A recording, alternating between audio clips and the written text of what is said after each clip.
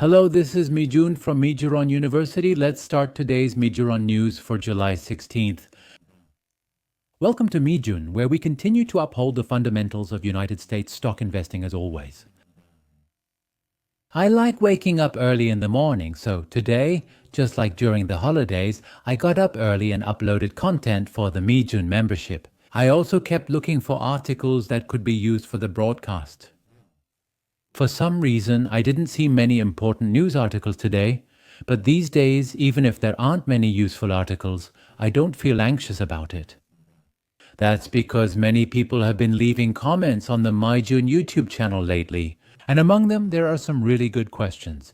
So by answering these questions and structuring the beginning of the broadcast around them, I don't have any particular worries. So today, there are also very few articles prepared.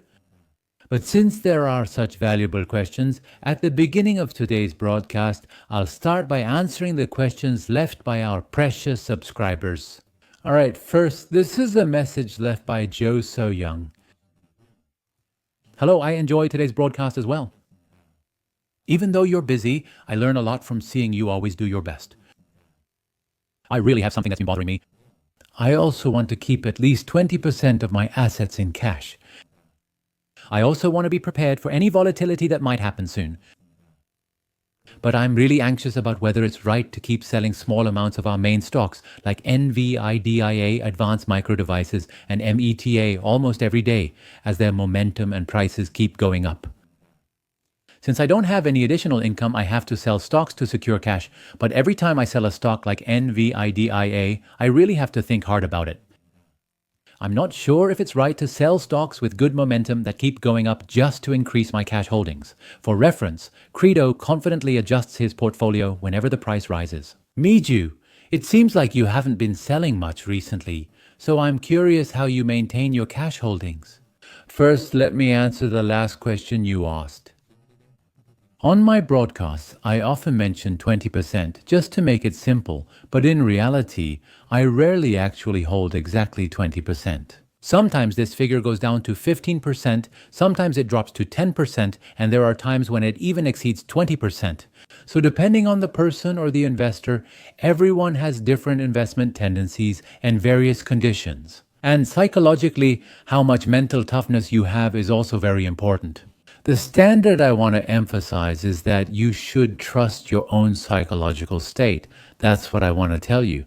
What I mean by that is, for example, I currently have about 15% of my assets in cash. But lately I've been having a lot of thoughts. I'm starting to worry little by little that the stock prices might drop a lot. And as the stock market has been going up recently, the proportion of cash I have has naturally decreased. And now I'm starting to worry about what will happen if the stock prices fall. It's not about what if the prices go up, but rather, I'm increasingly concerned about what will happen if they go down. At times like this, I just sell a bit more of my stocks without any particular emotion. So what I'm aiming for is this. As I've always said, keep investing for 5 to 15 years, but remember, this process shouldn't be difficult. My belief is that stock investing should be fun, enjoyable, and done with a comfortable mindset. Therefore, the amount of cash I hold becomes the biggest weapon in achieving these goals. So if my weapon isn't sufficient, I need to increase my cash holdings to some extent. But sometimes when I have too much cash and the stock prices go up, I start to worry, what if the prices keep rising? In these cases, it means I'm holding too much cash. If you find yourself worrying about what to do if stock prices keep going up, I personally think that's when you should consider buying a bit more stocks. I'm not sure if this answers your question, and I'd like to add one more thing. You asked whether it's right to sell stocks with good momentum and rising prices just to increase your cash holdings. I don't think you should do that. For example, let's say all the stocks I own are among Mijuron top picks.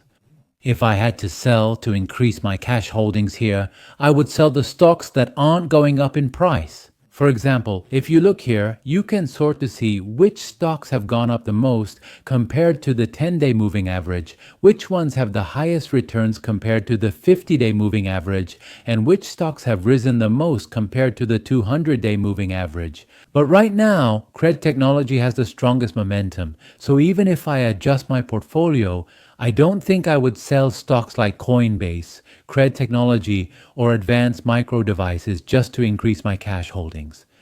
On the other hand, if you look at the stocks with the weakest price trends based on the 51-day moving average, at the top you have stocks like Tesla, Talon Energy, Uber, Meta, Google, and First Solar.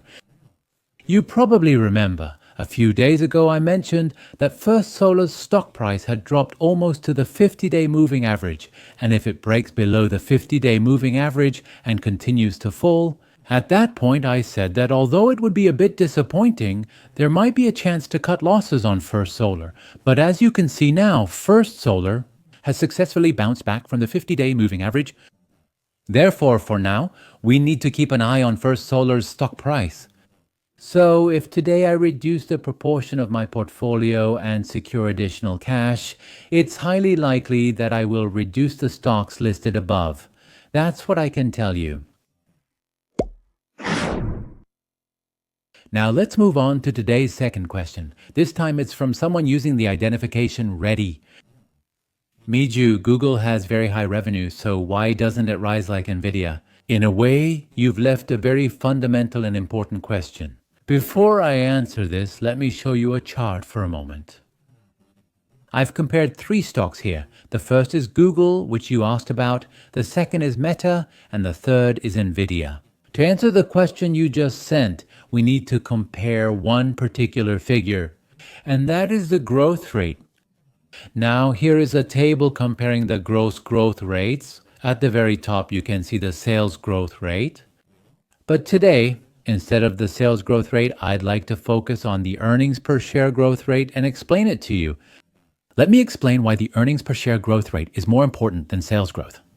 As I always emphasize, the stock price is performance times multiple.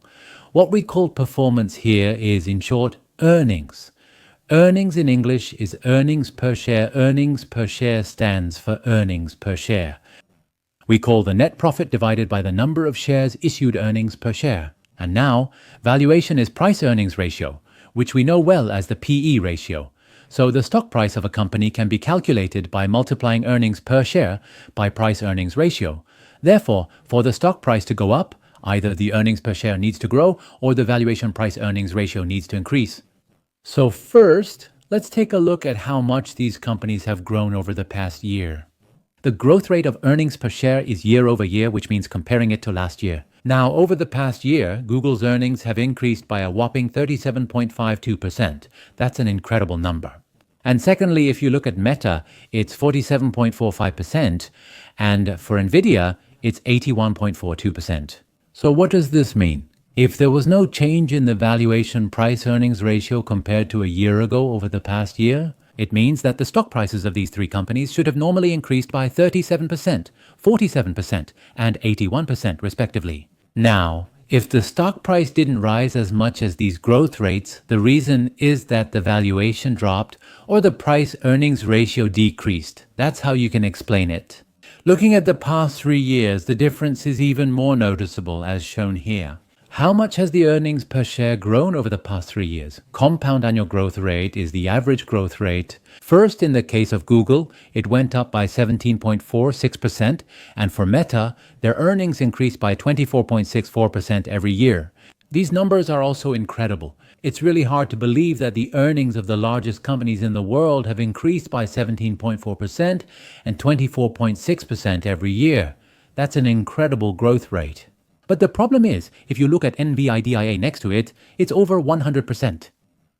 Over the past 3 years, NVIDIA's earnings, that is its net profit, have doubled every single year. So if NVIDIA's valuation doesn't change, you can see that its stock price has doubled every year for the past 3 years.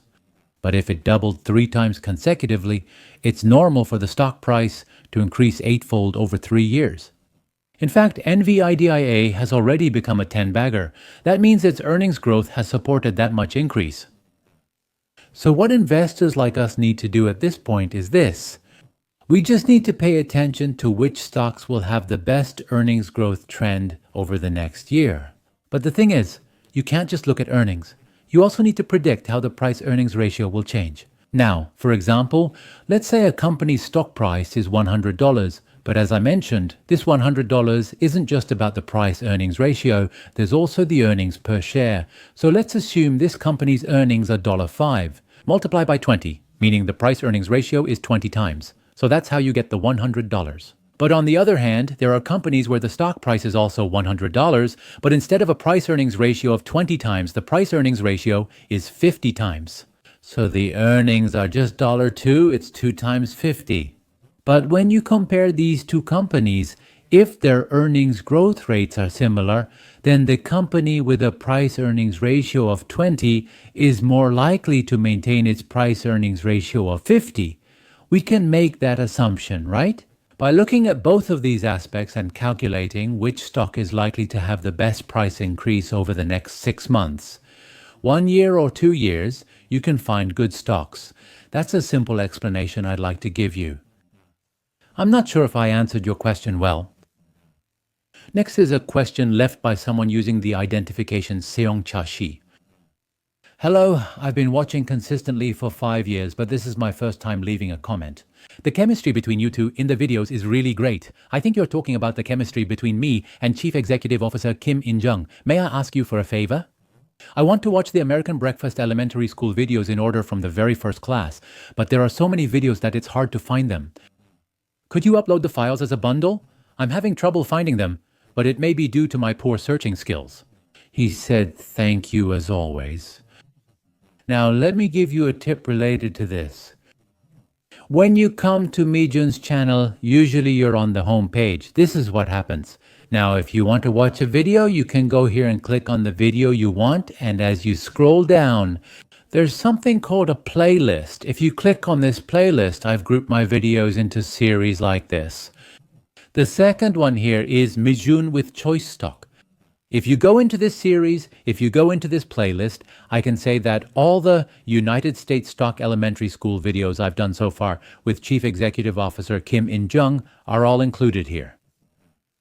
And there's one more thing I'd like to add. Someone using the identification Sanjak said they hesitated to sign up when Choice SDAQ was 50% off and ended up not joining, and personally, they really regret it. If I had known that real-time news alerts would be delivered in such an easy-to-understand way, I think I would have signed up without hesitation. Now, down here, Chief Executive Officer Kim In-jung kindly left a very detailed reply. Currently, there's a 40% discount, and then from the next renewal, a permanent 50% discount will be automatically applied. So for those who are disappointed about missing the 50% discount this time, you can get the 40% discount now, and from the second year onward, it will automatically switch to a lifetime 50% discount. I think it's good to keep that in mind.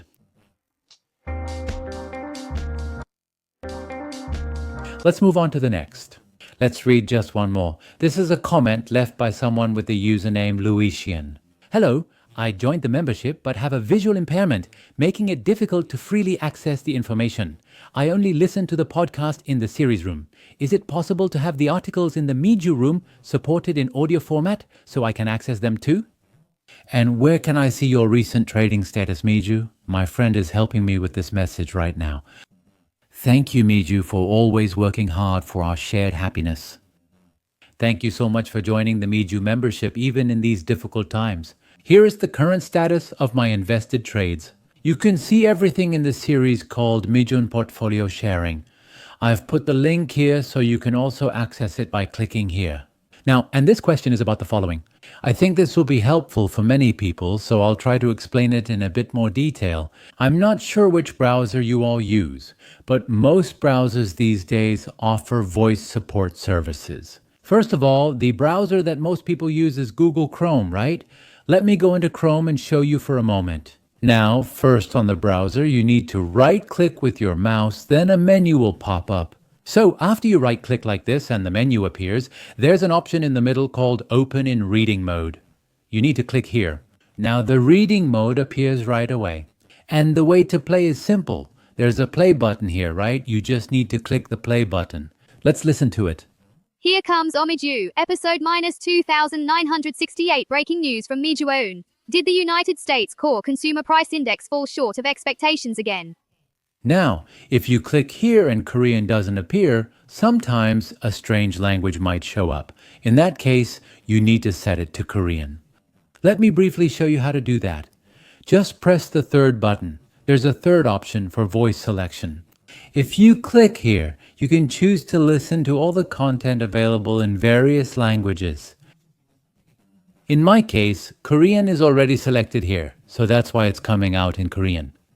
But if Korean doesn't appear, just click on the language at the very bottom and select the language you want. In my case, since Korean is already selected, I'm receiving the Korean service. You can see it that way. Now, there may be some of you who don't use Google Chrome. In my case, I use Microsoft. If you try it with Microsoft, I think it's even better. Let me show you. The same article as before has appeared now. This time, I'll use the Edge browser provided by Microsoft to try out the voice service. Similarly, if you right-click with the mouse, a menu will appear. In my case, the settings are currently in English, and here you can see Read Aloud. It says Read Aloud here, so let's click on it. It says it's members-only content. Omiju minus episode 2968 breaking news. United States core consumer price index falls short of expectations again. 20 hours ago, 2,754 views. July 15th, 2025 at 1:48 p.m. Monsieur Greenwich Mean Time +1. The United States core inflation rose less than expected for the fifth consecutive month in June. This is due to falling car prices offsetting the price increases of other goods exposed to tariffs. Now with this voice, you can have not only the content in the United States China membership read aloud, but also any page that appears when you use a web browser. And you can also adjust the speed of this voice. If you look here, there's a speed option. If you want to listen faster, you can set the speed a bit higher, and that will probably help you. Let's listen to it. According to data released by the United States Bureau of Labor Statistics on Tuesday, the consumer price index, excluding the volatile food and energy sectors compared to May. Now you can use it like this again. Let me show you on Google's Chrome as well. As far as I know, you can also adjust the speed here. It's right here. It says 1x, which is the normal speed right now.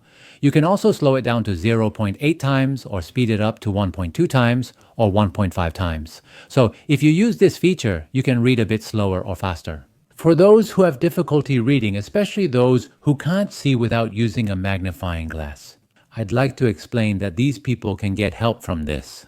All right, I sincerely thank the subscribers who left important questions today as well.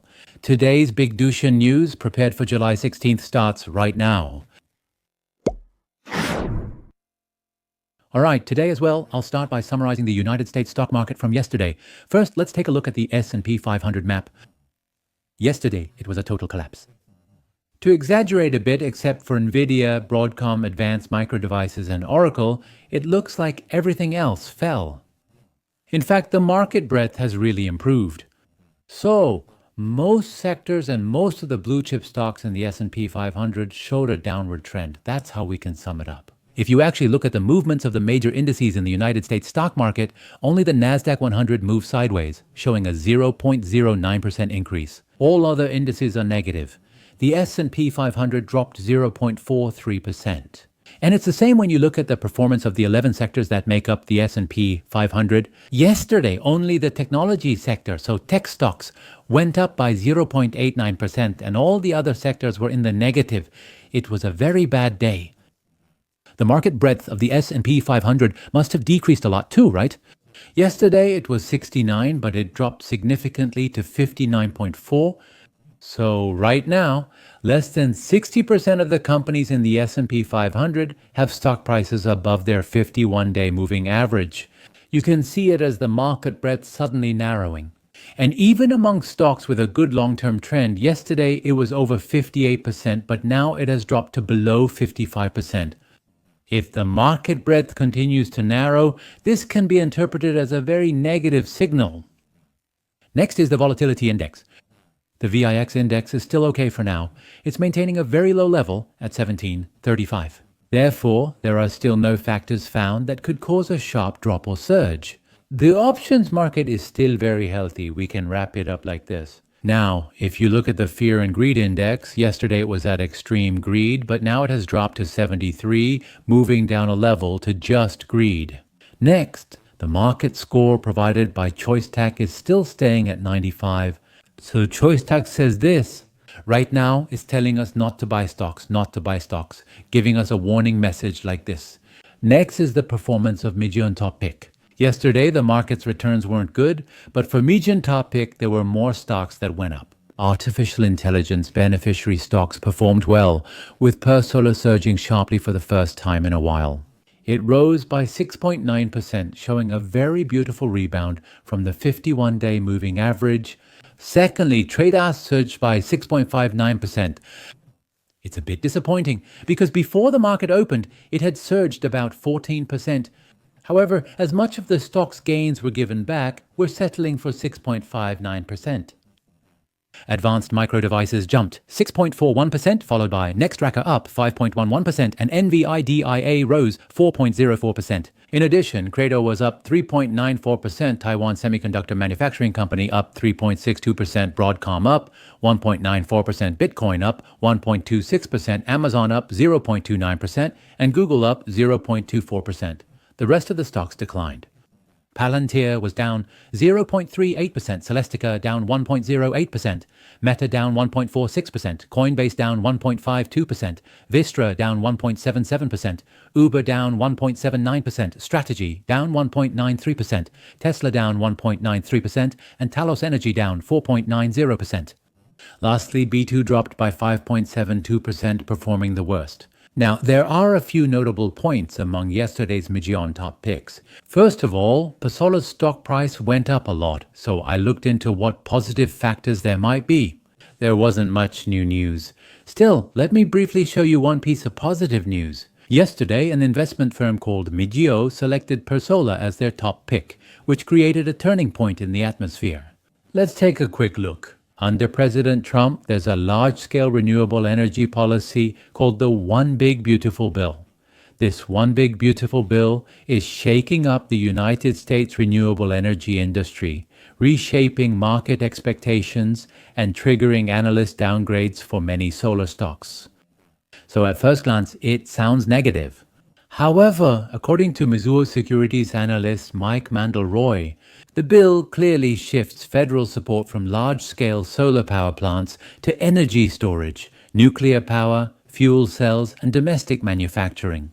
And at the same time, the bill accelerates the expiration of tax incentives for solar and wind, strengthens compliance regulations, and introduces new proposals regarding supply chains connected to China.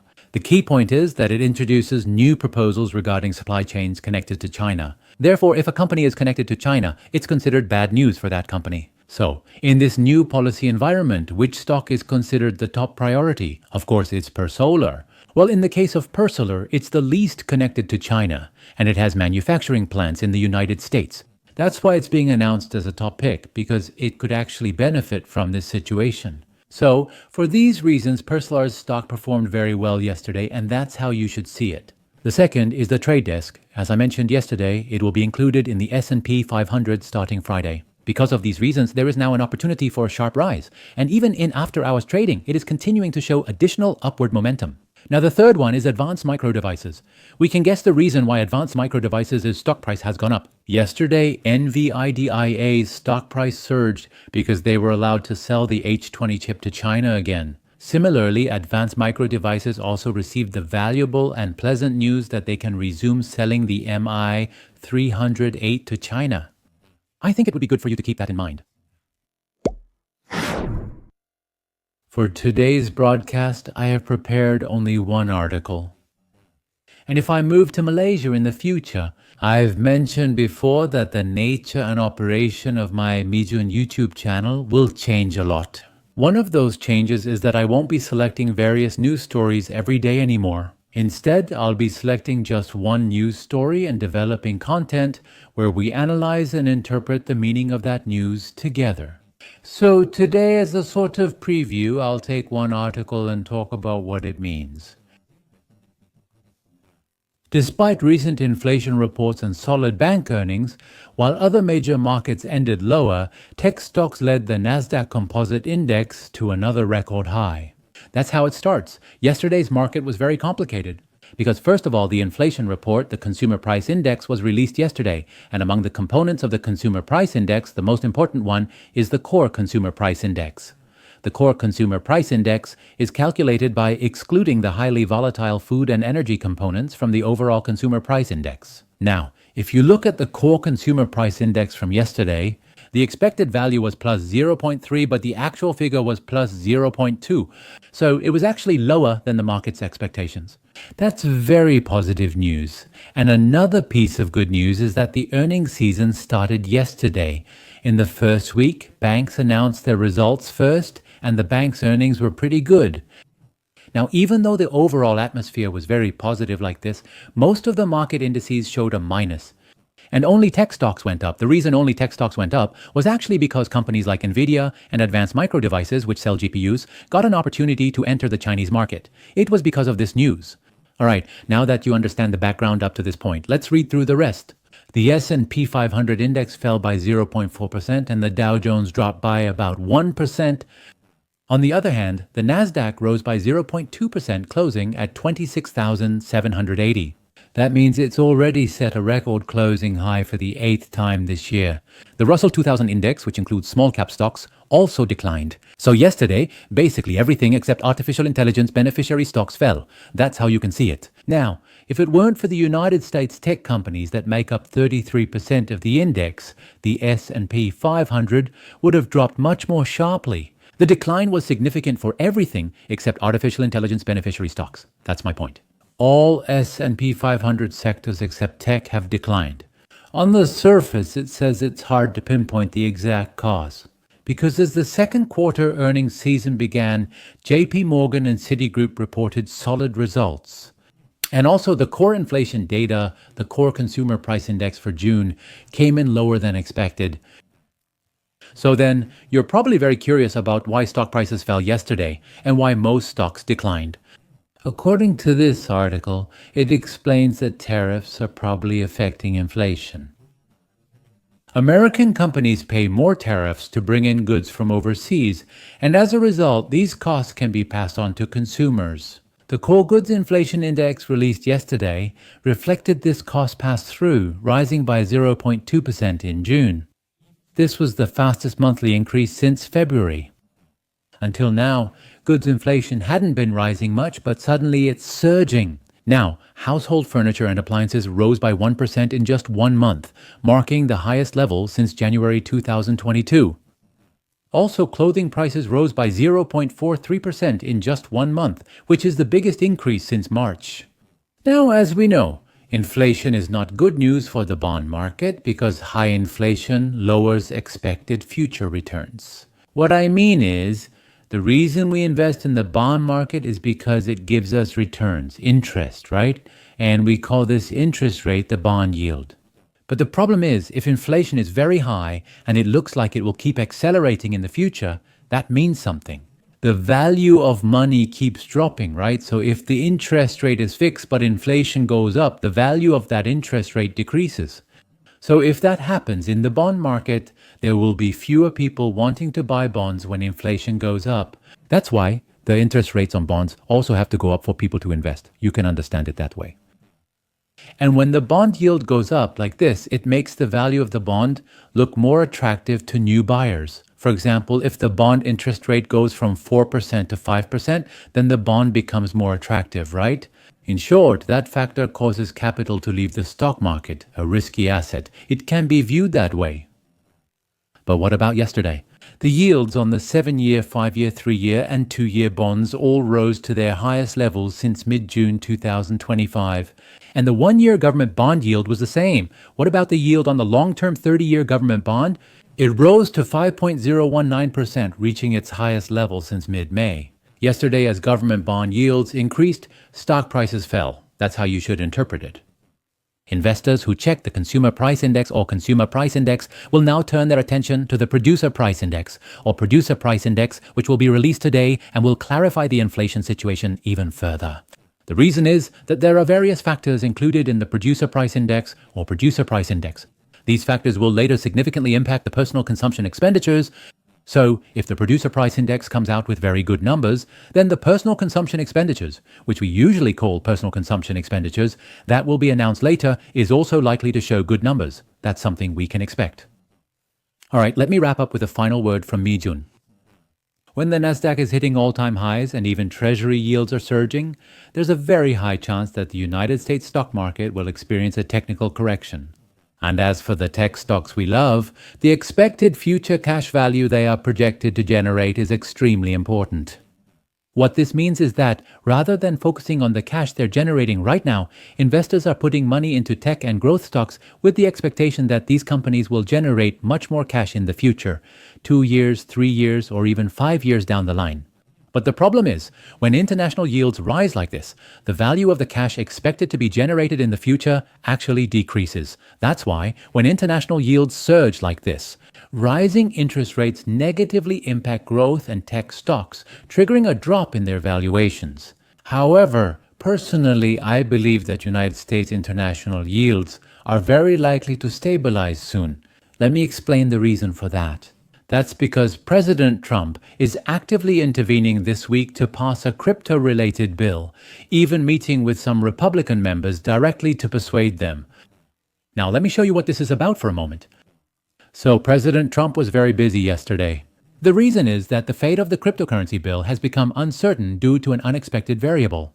Now, what this means is, there was a procedural vote in the House early on Tuesday, but it was rejected. That's why yesterday, both the price of Bitcoin and the stock prices of companies related to cryptocurrency all dropped. Now, what about President Trump, who is a member of the Republican Party? Late Tuesday, he said in a statement that he was meeting with 11 of the 12 Congress members needed to pass the bill in the Oval Office. He assured people not to worry and that he would get it passed. He made the announcement himself. Since the president is putting everything on the line and pushing so hard, there is hope that it will pass soon. Since he is getting involved so actively like this, in my opinion, I predict that the chances of the crypto-related bill passing are very high. Among them, there is the so-called Genius Bill that has been proposed this time. Let me explain the Genius Bill once again. There are stablecoins like United States dollar coin issued by Circle, which we all know well, and Tether issued by Tether. These stablecoins must be backed 100% by United States dollars, cash, or short-term United States Treasury bonds as reserve assets. Such requirements are in place. And there's one more thing, they require regular accounting audits. So what this means is that they will actually check whether you have as many United States dollars or short-term Treasury bonds as the stablecoins you've issued, right? Now, this can be explained as a brilliant bill by the United States government that not only establishes a framework to control stablecoin issuers, but also aims to rapidly increase the use of stablecoins at the same time. For example, if the Genius Act passes and the issuance of stablecoins increases by $100 billion, you can see it as creating new demand for United States Treasury bonds in the same amount. As you know, up until now, United States Treasury bonds have mainly been invested in by foreign governments like Japan or China and central banks. But from now on, countless investors around the world who don't trust the future value of their own currency could become the main buyers of United States Treasury bonds. What this means is I've made a chart here. This is the top 10 countries whose currency value has dropped the most against the United States dollar over the past year. If you look here, Venezuela's currency value suddenly dropped by 51% in just 1 year. So something you could buy for 1,001 a year ago now costs 2,001. That's how you can look at it. And second is South Sudan. Third is Argentina. Argentina's currency value dropped by 13%. Fourth is Turkey with 11%. Libya is 9% and Tanzania is 8%. So the value of currencies in many countries around the world is falling like autumn leaves. So from the perspective of the people living here, if they can freely buy stablecoins, it's highly likely that they'll start investing in stablecoins from then on. That's what we can expect. So if stablecoins become more widely used, the demand for United States dollars and United States Treasury bonds will naturally surge. As a result, we can expect United States Treasury yields to stabilize. When the demand for United States Treasury bonds increases, their price goes up. When the price goes up, the yield on United States Treasury bonds goes down. That's how it works. And for the United States government, which has to manage massive debt, this is a huge benefit because it reduces the burden of interest payments. In addition, the increase in demand for stablecoins pegged to the United States dollar is directly linked to an increase in demand for the dollar itself. Therefore, it can also play a role in strengthening the dollar's status as the world's key currency, which has been shaken recently due to tariff issues. There are actually a lot of very positive effects. So in conclusion, the activation of stablecoins linked to the United States dollar will further strengthen the logic of investing in United States stocks, and I expect that there is a very high possibility that legislation related to stablecoins will be passed soon. The last content prepared for today is today's United States stock video. The main character in today's video is Mike Wilson, a strategist at Morgan Stanley. Many of you probably remember Mike Wilson. He has long been very skeptical and negative about the United States stock market, but recently Mike Wilson has changed his tune a bit. He's been making a lot of positive comments. And in today's video, he also shares his insights on artificial intelligence investments. It would be great if you could check out this video to see what Mike Wilson predicts for the United States stock market. That's all for today's video. If today's video was even a little bit helpful for your investment activities, I'd really appreciate your valuable likes, and even if it's a bit of a hassle, please leave your precious comments as well. Let's all keep going together until the day we can all retire through investing in United States stocks. Have a happy day. Thank you.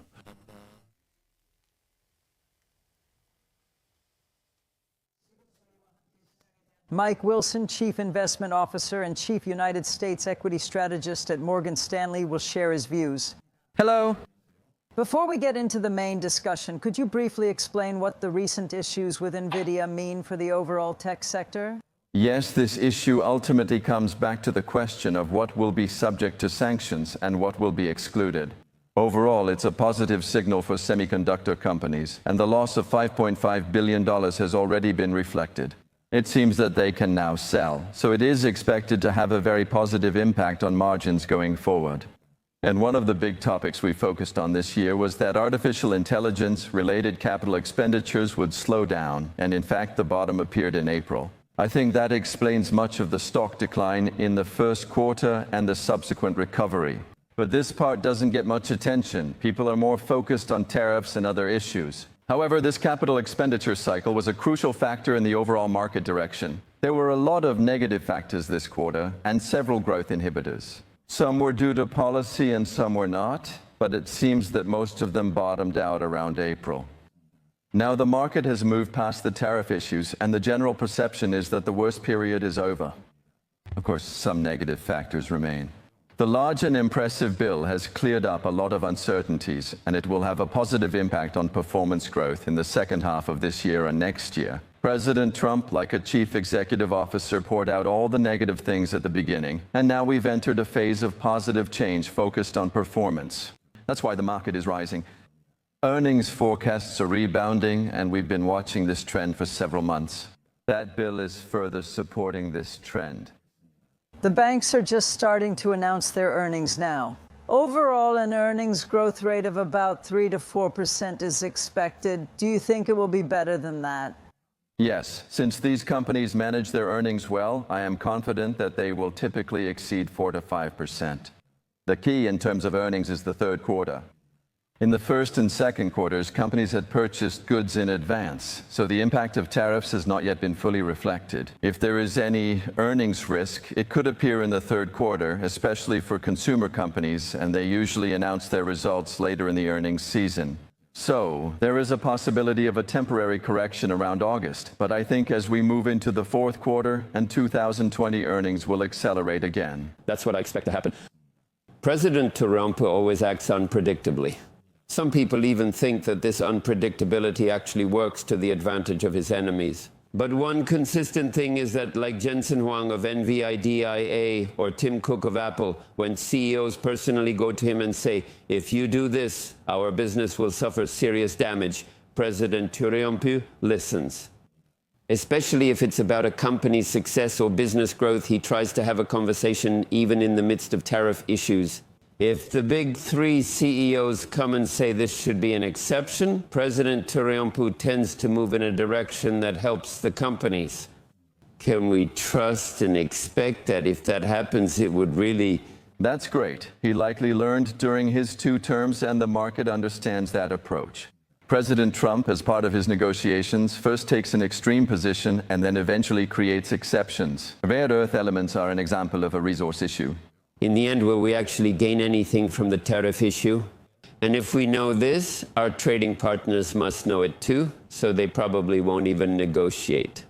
So The market will eventually reach a middle ground agreement. I believe this will ultimately turn into a 10% consumption tax, similar to a value-added tax. It's a structure where importers and consumers share the burden. It seems the market has judged that this level is bearable. I could be mistaken. Some countries like Vietnam or China might face even harsher measures, but if a 10% tax is imposed on all imports, it could secure $400 billion in annual tax revenue. I think that's the real goal, securing tax revenue. Whether you're sleeping or dreaming, the start is important. Let go of greed and grow little by little every day. Enjoy today's journey. Even if darkness comes, I'm not afraid. Retiring with United States stocks.